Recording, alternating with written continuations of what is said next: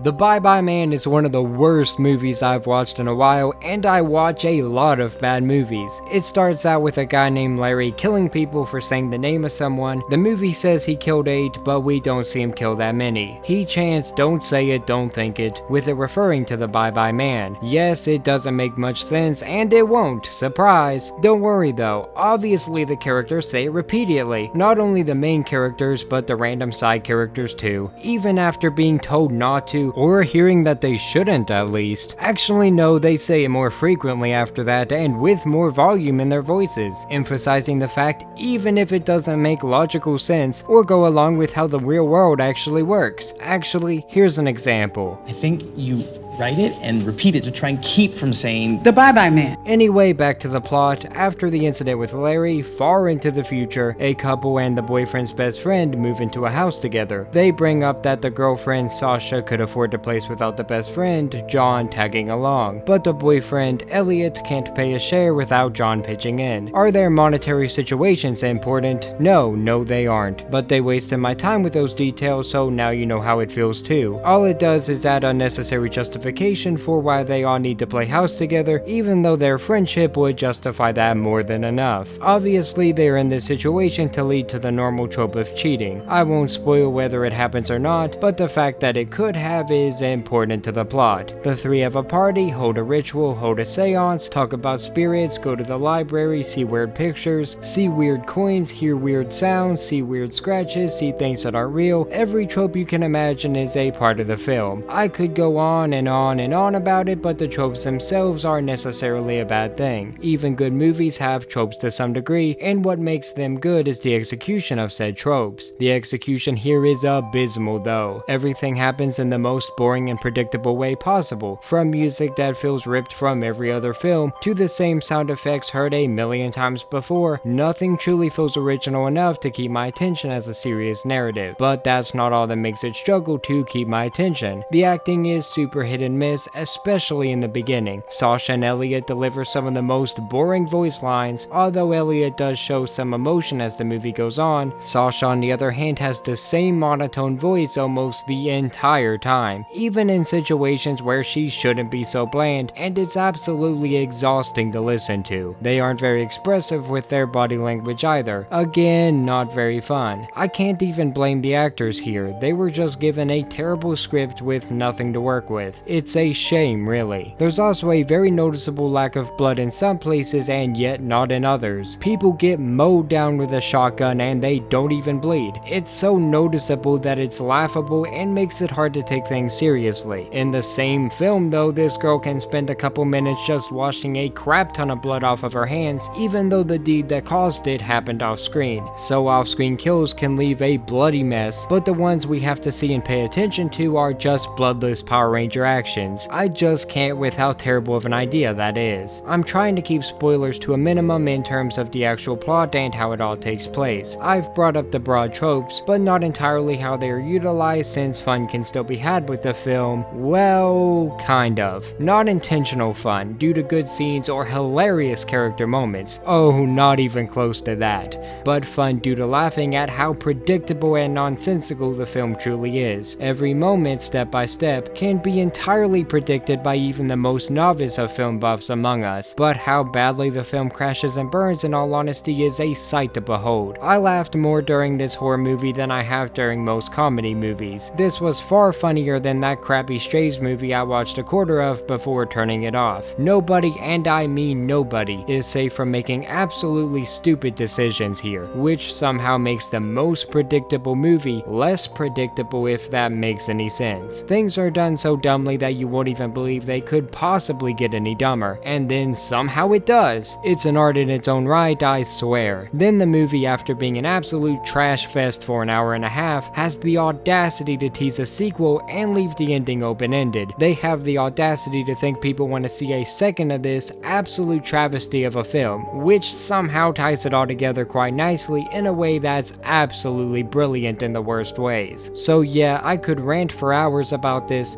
especially especially if I spoiled the whole thing, but to avoid that I guess I'll go ahead and say what should be obvious. I don't recommend this movie to the average person that wants a decent film to watch. It's below average in every respect, and although it does have some decent acting by the end, nothing to make it stand out in any way. That is, unless you want something to laugh at and mock for a little over an hour with a couple of friends. Then this can actually be kind of a good time. I still don't recommend it, but I'm not the kind of guy that's going to stop you, so knock yourselves out. If you want to see more, subscribe, dislike if you dislike this, and for more news, reviews, and whatever we choose, stay tuned to Nerdsfeed. Have a great day. Thank you.